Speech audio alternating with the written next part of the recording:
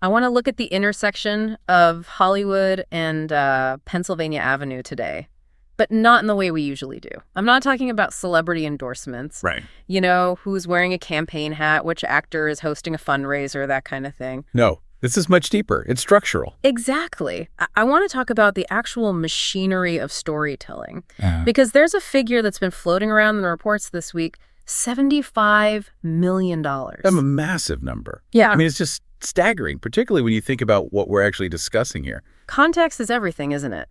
If I told you a studio spent $75 million on a summer blockbuster with, explosions and superheroes, you'd probably say that sounds cheap. Yeah, you'd call that a bargain. But we are not talking about the next Avengers movie. We're talking about the total capital stack that's production, licensing, and marketing for a documentary about a first lady. Specifically, the Melania film, which just hit theaters this past weekend. And when you start to peel back the layers of that $75 million, the story gets a lot more complex, doesn't it? Oh, absolutely. It isn't just about the money itself. It's about who is paying it and, more importantly, what they're actually buying. So let's get into the specifics. What's the breakdown? The breakdown we have, this is from reporting in The Guardian and Puck News, is pretty clear. Amazon MGM Studios paid $40 million. Just to license it. Yes. Just the acquisition fee. That's before a single person has seen a trailer. Then you have to add another $35 million on top of that. And that's for what? Marketing and distribution. Okay, let's just pause on that number for a second. $35 million just to tell people a movie exists.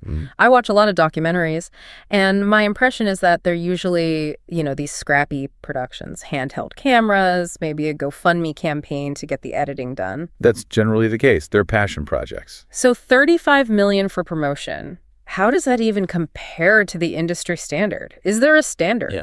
It is entirely unprecedented. There's really no comparison.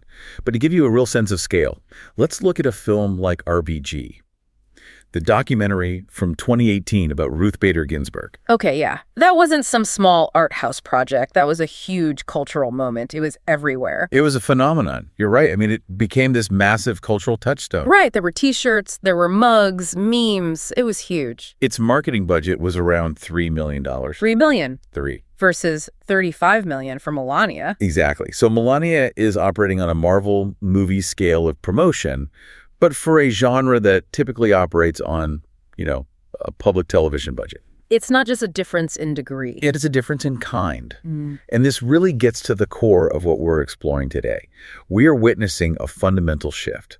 We're moving beyond the era of the 30-second campaign ad and into what a lot of analysts are calling the cinematic presidency. The cinematic presidency? I like that term. It implies the whole barrier to entry for political messaging has just been raised dramatically. Right. It used to be you needed a good speechwriter and a podium. Now, apparently, you need a studio deal and a 9-figure budget. That is the argument, absolutely. And today, we're going to compare two very different but equally massive models of how this is playing out. Okay. On one side, you have what you could call the blockbuster model, the one we're seeing with the Melania film, a massive direct cash infusion and a big theatrical release. And on the other side? On the other, you have the ecosystem model. Okay. The one pioneered by the Obamas with their company, Higher Ground Productions. Which is, I would argue, a lot more sophisticated. They aren't just making one big movie. They are basically building a whole media empire. They're building infrastructure. A long-term play. And the central question we really need to try and get to the bottom of is why? Why are tech giants like Amazon willing to pay these record-breaking sums for explicitly political content? And from the other side, how are these political figures using high-budget entertainment to bypass traditional journalism and basically control their own history, write their own legend? That's the core of it. Well, since Melania just dropped in theaters, this is fresh news. Let's start right there. We talked about the $75 million total investment. But there's another number in that financial breakdown that, honestly, it makes the whole thing feel less like a movie deal and more like a wire transfer. You're talking about the personal payout. The payout. Yes. According to the Wall Street Journal, and this was picked up by The Guardian, Melania Trump personally earned $28 million from this deal. $28 million. Not to a production company, not to a campaign. Directly to her. Directly to her. Okay. So this is where the narrative starts to get really messy, right? Because you have Jeff Bezos, who owns Amazon. He also owns the Washington Post, a paper that famously and very controversially declined to endorse a candidate in the last election. And now, shortly after that election, his other company, Amazon, is writing a $40 million acquisition check to the incoming administration's family business, essentially. And $28 million of that goes straight into the pocket of the First Lady. Is this just the cost of doing business in the streaming wars? Or is something else going on here? That is the heart of the debate. And ethics officials and critics are using very, very strong language. Some are calling it a barely concealed bribe. A bribe. Wow. Others, like Don Fox, who's the former acting director of the Office of Government Ethics, have suggested this looks like an attempt to curry favor with the new administration. It does feel a bit like buying insurance, doesn't it? A kind of corporate reciprocity. You invest in the administration's personal narrative, and maybe the regulatory landscape for Amazon stays a little friendlier under Trump 2.0. Amazon, of course, has completely denied any political motivation. Yeah. Their spokesperson put out a statement, and I'm quoting here, "We licensed the film for one reason, and one reason only, because we think customers are going to love it." Customers are going to love it. Okay, that's a testable hypothesis. The movie is out. We have the data, so do customers love it? The data is, well, it's fascinatingly polarized. The film opened in about 1,500 theaters. Okay, that's a decent-sized release. It is. The opening weekend gross was somewhere between $7.04 and $7.1 million. Okay, so let's just do the math on that. If you spend $75 billion to get the movie out there, between the license and that massive marketing spend, and you make $7 million back on opening weekend, in the movie business, that's a catastrophe. It's a flop. A major one? By any traditional commercial standard, yes, it's a huge financial loss. However, the spin from the Trump camp was predictably quite different. Right. President Trump went on Truth Social and claimed theaters were selling out fast. But the raw numbers just don't support that. I mean, they suggest that while there was definitely some interest from a core group, it certainly wasn't a Marvel-level turnout. Not even close. But here's the most telling metric of all, I think, the Rotten Tomatoes score. I saw this. It is almost statistically impossible to have a spread this wide. It breaks the algorithm. It is the absolute definition of a divided reality. The critics' score, from professional reviewers, is sitting at 10%. 10. They hated it. They panned it. They called it propaganda. They called it boring. I think the Irish Times called it shameless propaganda that could put you to sleep. Ouch. Okay. But the audience score? The audience score, 99%. 10% versus 99%. That's not a movie review spread. That is a political poll. It's a loyalty test. That's exactly what it is. People are not buying a ticket to see a film. Mm-hmm. They are buying a ticket to signal their allegiance. To show what side they're on. And that is a core component of this cinematic presidency.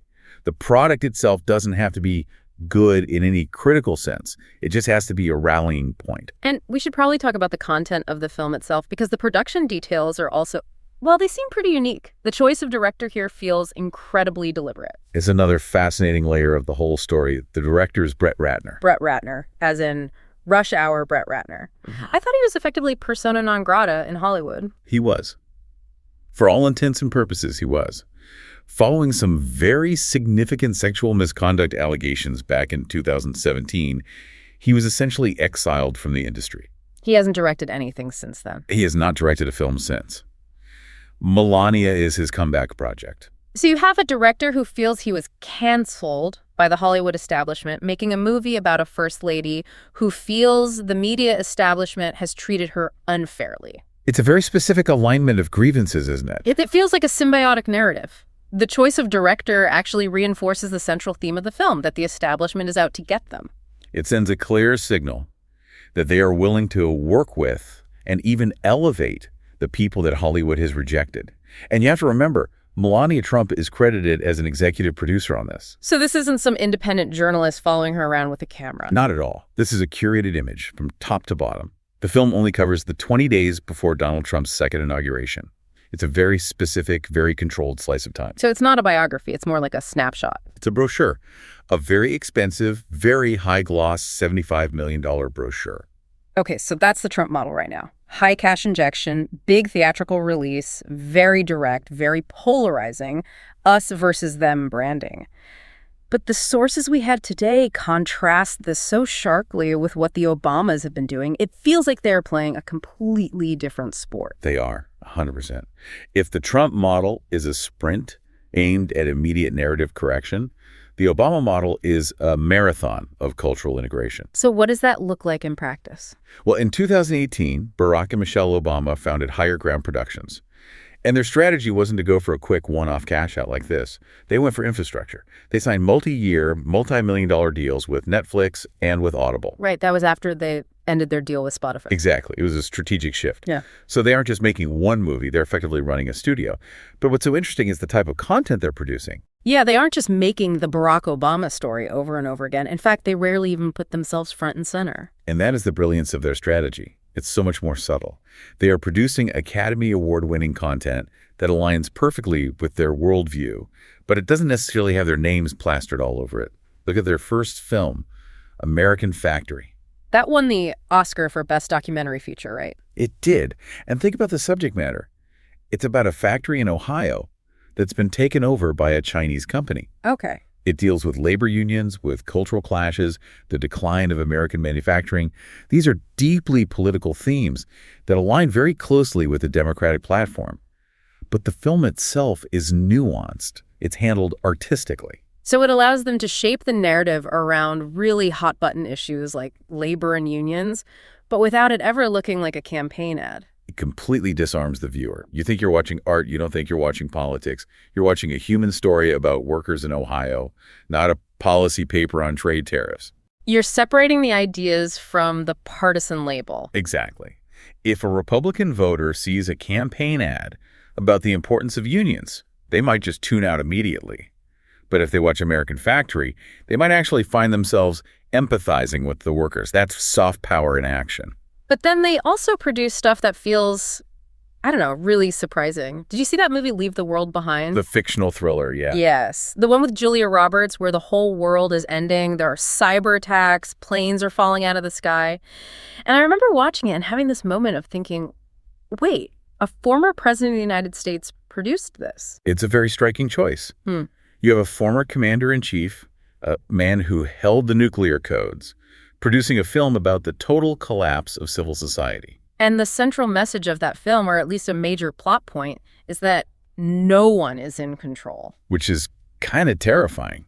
It's the spookiest part. You'd think the guy who used to run the show would be producing films that are like, don't worry, everyone, there's a plan. But his movie is basically saying, actually, it's complete chaos and you're on your own. It's a fascinating cultural play. It allows the Obamas to participate in the general anxiety of the zeitgeist. They're not just the hope and change people from 2008 anymore. They're now the we understand your existential dread people. It keeps them relevant across a much broader emotional spectrum. But there is one show in their lineup that I think we really need to analyze more deeply because the sources we've looked at flag it as maybe the most potent example of this entire strategy. Right. I'm talking about The G Word. Yes, The G Word with Adam Conover. This is a hybrid comedy documentary series on Netflix. And the source material for it is very, very telling. It's loosely based on a Michael Lewis book called The Fifth Risk. Michael Lewis, the guy who read The Big Short and Moneyball. The very same. Yeah. Now, The Fifth Risk as a book was explicitly critical of the Trump transition team. It was about the potential dismantling of crucial government agencies. But the Netflix show takes a slightly different, and I would say more strategic, tack. Its explicit stated goal is to show how government actually works and to highlight the heroic civil servants who make it run. I've seen a few clips of this. It's the Adam Ruins Everything guy, Adam Conover, right? That's him. And it felt like, I don't know, like Schoolhouse Rock, but with a massive Netflix budget. That's a perfect description. Yeah. It is essentially high-budget civics education. But we have to look at the propaganda angle here, and I mean that word in a neutral, descriptive sense, not a pejorative one. Okay. The show is designed to completely reframe the narrative around government. To its detractors, the administrative state is the deep state. It's a problem. It's an obstruction. The G Word is designed to flip that script on its head. It frames the government as the essential tool. It tries to make bureaucracy look heroic. So at the same time, one side is out there yelling, drain the swamp. The Obamas are quietly producing a slick, funny Netflix show that's saying, hey, look at the beautiful, complex ecosystem of the swamp. Look at all the good things it does. Look at the heroic meat inspectors and the weather satellites. Precisely. It's narrative immunization. If you can get a large chunk of the public to view the civil service as heroic before an election even happens, that drain the swamp rhetoric lands very differently. It loses its power. It's civics education, but it's civics education with a very specific agenda to reinforce the value of the administrative state.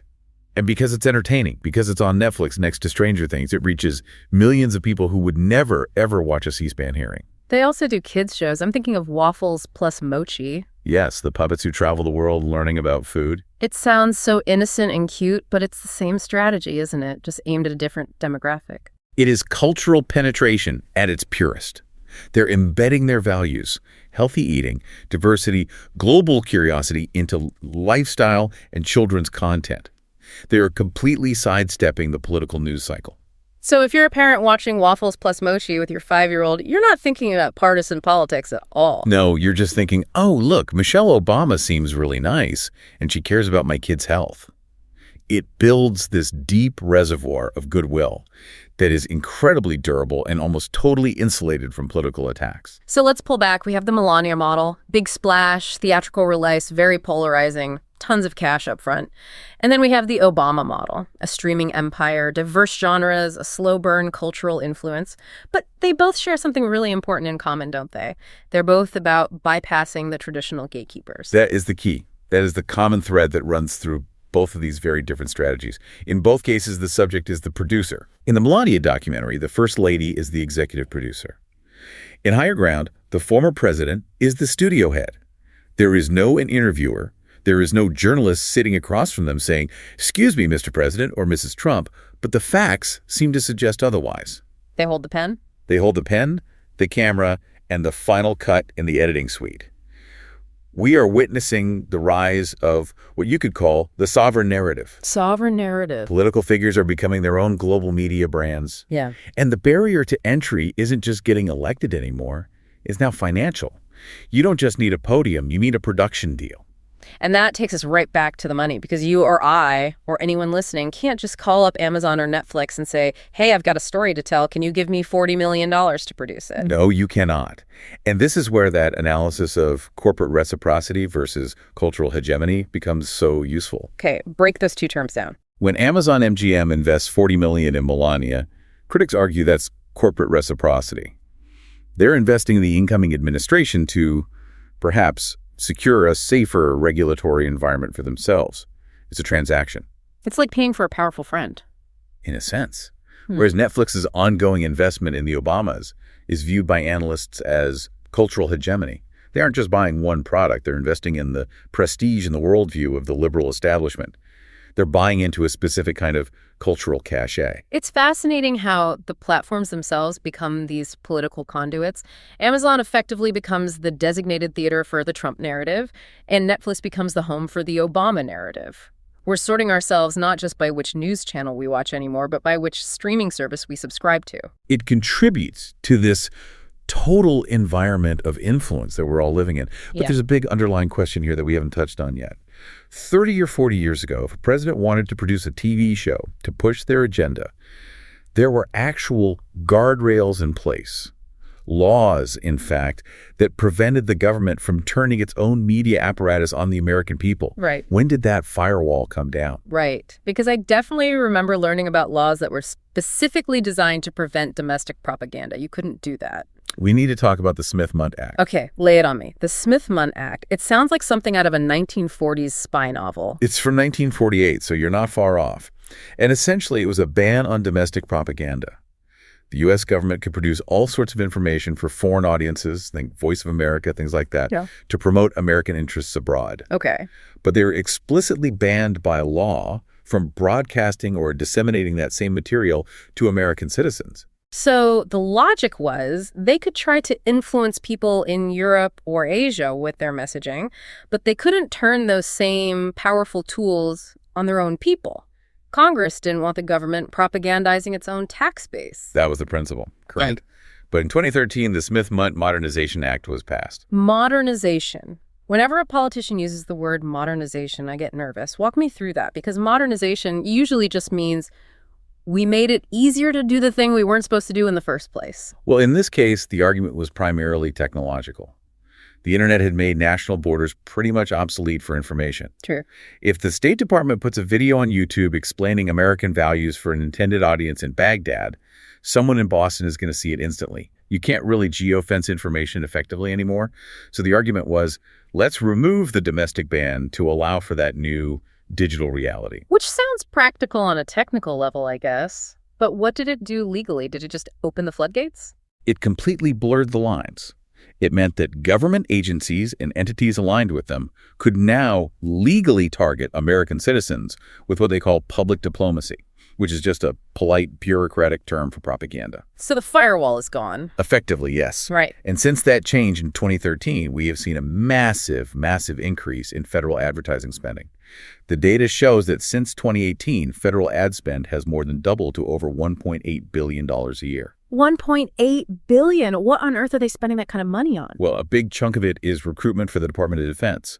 But you also have agencies like Health and Human Services, HHS, and the Department of Homeland Security, DHS, spending enormous amounts on awareness campaigns. So when I'm scrolling and I see a really slick, cinematic-looking ad about disaster preparedness or border security or some new health initiative, that isn't just a simple PSA anymore.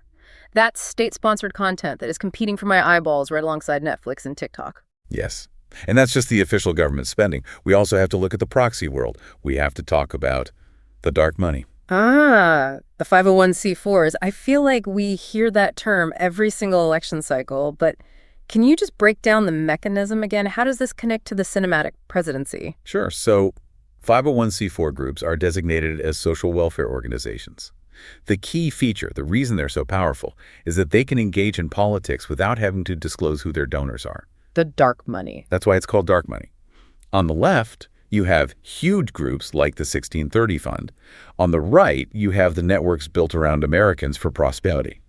And these groups aren't just writing checks for 30-second TV ads anymore. They're funding basically everything. They're funding the entire political landscape, Yeah. including what looks on the surface like organic grassroots activism. We have data now that shows that organizing a major protest in a city like New York isn't just a matter of people showing up with some cardboard signs they made in their garage. It is a professional production. How professional. It cost roughly $150,000 to organize a single significant protest event in Manhattan. Wait, $150,000 for one protest? Where does that money even go? It's the logistics of creating a spectacle. You have to get permits from the city, you need professional stage rentals, you need concert-quality sound systems so the speakers can actually be heard by the crowd, you need to hire private security teams, rent portable toilets, get liability insurance. If you see a big stage and a professional sound system at a rally, someone paid for that, and usually it's one of these dark money groups. So even the power of the people now has a six-figure price tag attached to it. It is the industrialization of dissent. We've moved from what used to be organic movements to a world of professionalized mobilization, and this connects directly back to the cinematic presidency. Whether it's a protest on the street or a documentary on a movie screen, we are looking at a high-finance production. The real barrier to entry for political messaging has become financial. It really makes you question what the word grassroots even means anymore. If you need 6 figures to organize a march and 8 figures to make a documentary, the average person is they're a spectator in their own democracy. And that takes us to what we can call the viewer's dilemma. Because as consumers of all this media, we're all entering this total environment of influence. And when political messaging looks and feels like entertainment, when it's a fun Netflix comedy like The G Word or a glamorous theatrical movie like Melania, our critical defenses just go down. Of course. If I'm watching the nightly news, I'm skeptical, my guard is up, I'm fact-checking in my head. But if I'm sitting on my couch with a bowl of popcorn watching a movie, I'm relaxed, I'm absorbing, I'm letting the messaging wash over me because it feels like leisure, not like learning. Exactly. You're letting it in because it doesn't feel like a threat. But there's a risk for the creators of this content, too. Some researchers call it the activist's dilemma, which is basically the risk of backlash. How does that work? Well, just look at that Melania Rotten Tomatoes score again. 10% versus 99%. That shows extreme polarization. The film didn't convince anyone of anything new. It just sorted people into their pre-existing camps. It didn't expand her base of support. It just confirmed it for those who were already there. It's just preaching to the choir, a very expensive sermon. And sometimes Really heavy-handed propaganda can actually have the opposite effect. It can push people away. There's research from the University of Toronto that suggests that extreme political actions or overly aggressive manufactured feeling messaging can cause a serious backlash. Public sympathy can just evaporate. So if I see a movie and I know in the back of my mind that it's just a $75 million vanity project, I might actually end up liking the person less. It's very possible. Or you simply tune it out entirely. But for the core believers, for the base, it strengthens their resolve. It becomes a badge of honor to love the film that the elite critics all hate. It's not a movie anymore. It's a uniform. You wear it to show whose team you're on. Precisely. And this leaves the consumer, you and me and everyone listening, as a kind of pawn in this very high-stakes game. When you buy a ticket to see Melania, are you consuming a piece of art? Or are you validating a political marketing budget? And when you stream an Obama-produced show on Netflix, are you just being entertained?